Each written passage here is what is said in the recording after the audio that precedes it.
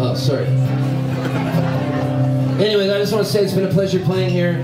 My friend Lars is here. He mixed the record 9099. That's him, Lars. He's the most amazing guy in the world, the best mixer.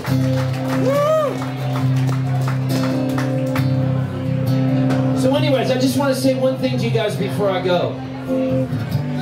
I want to say that there's nothing better than love, right? Well, I gotta tell you, man, one time when I was in kindergarten, I was crossing the street.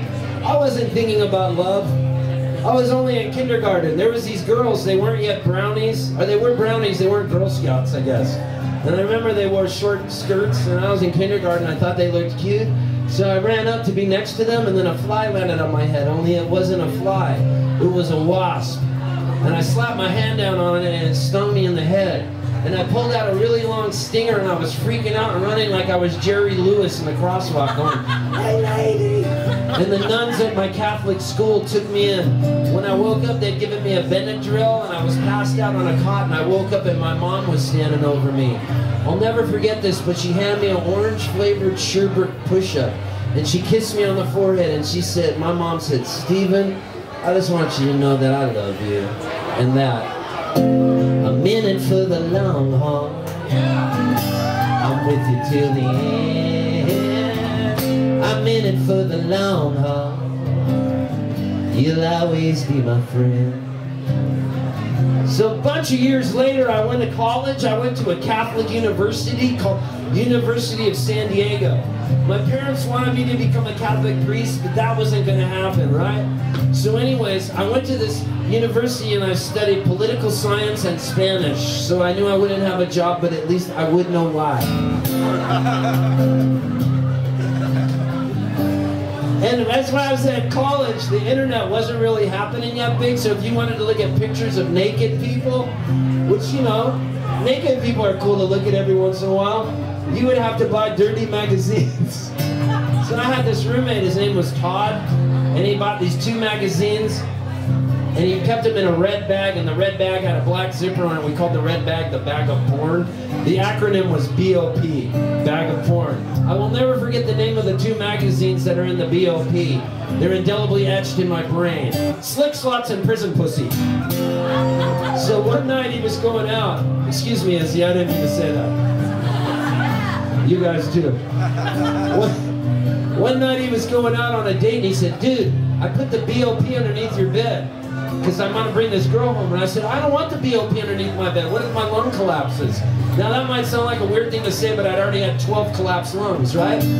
So sure enough, he puts the BOP under my bed. I said, "Dude, if my lung collapses, my parents are going to think Slick Slots and Prison Pussy at the BOP are mine." Sure enough, he goes out that night, he takes the girl home, and my lungs collapse. I'm rushed to the hospital. The doctors say to me, "This is your 13th collapsed lung. We're going to have to do what's called a thoracotomy, where they cut open the side of your rib cage, they scrape it up so the lung will stick to it forever." It's like open heart surgery. It's painful. I was rushed to the hospital. They called my parents up. My parents came down and they brought the priest, Father Michael Murphy from our Catholic church. And my roommate Todd was there. They gave me Valium to slow me down so I wouldn't be so nervous. And my last words I said before I got put under, I looked at my mom thinking she was my roommate Todd, and I said, "Mom, what are you doing here?" And she said, "Stephen, we drove a long way. We don't want to get a hotel, and since you're going to be in the hospital, we're going to stay in your room." My last words before I passed out were, "BOP." I woke up, I had tubes coming out of my chest, tubes coming out of my nose, tubes coming out of my wiener. I guess it's called a catheter. And there was a priest there were nurses, and my roommate Todd, and the priest, my mom and dad. And the first thing I said when I looked at the priest was, "BOP." And he said, "You have to pee?" And then I looked at my mom and I said, "Bag of porn?" And she said, "You want some corn?" Finally, it was like I became the exorcist. I looked right at the priest thinking he was Todd, and I said, "Get the fucking bag of porn out from underneath my goddamn bed. Slick Slots, Prison Pussy." Well, the priest priest covers my mom's ears, my mom covered my dad's ears, they covered Todd's ears. Finally, my dad leans down and he goes to me, "It's okay, Stevie, I still love you. Besides, that Slick Slots was a pretty good magazine. But your mom really liked prison pussy." I said, "No!" And then he kissed me on the forehead. He said, "Stevie, I'm in it for the long haul. I'm with you till the end. I'm in it for the long haul. You'll always be my friend." Now as I stand here at the Dogwood in 2012, South by Southwest, I think about love. I think about that injured Marine I saw the other day. I think about what he went through. I think of all the love in the world and what can heal people. And it makes me think of my dog when I was a little kid. My dog Bojo, I was allergic to him.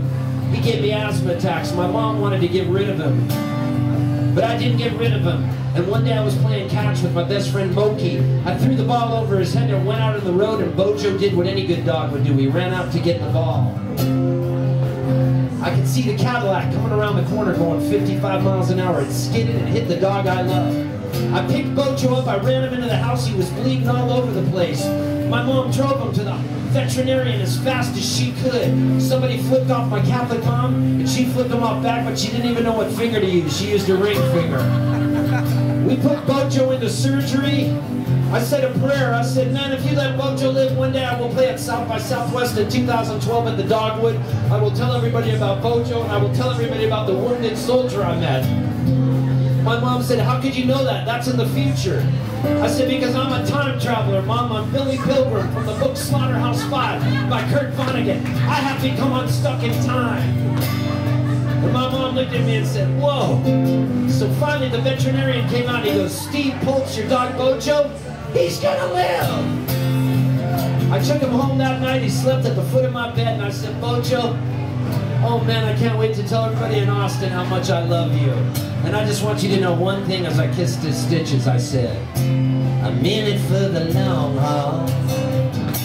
I'm with you till the end. I'm in it for the long haul. You'll always be my friends." If you would put your arms around each other now and sing along with me, it would make it a beautiful. I need the whole room connected in love. Everybody connected in love. Charles, right behind you, I need you connected with these people. Let's sing it. I'm in it for the long haul. I'm with you till the end. I'm with you till the end. Louder. I'm in it for the long haul. You'll always be my friend. You'll always be my friend. Acapella. Lars, I need your arm around these people. I'm in it for the long haul. I'm with you till the end. I'm in it for the long haul. Yeah! Pretend you're at a rugby match. Louder. I'm in it for the long haul.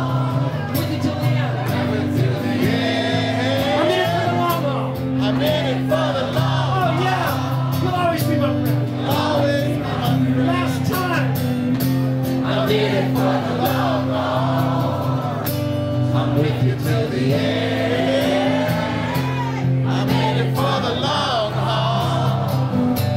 You'll always be my friend. Woo!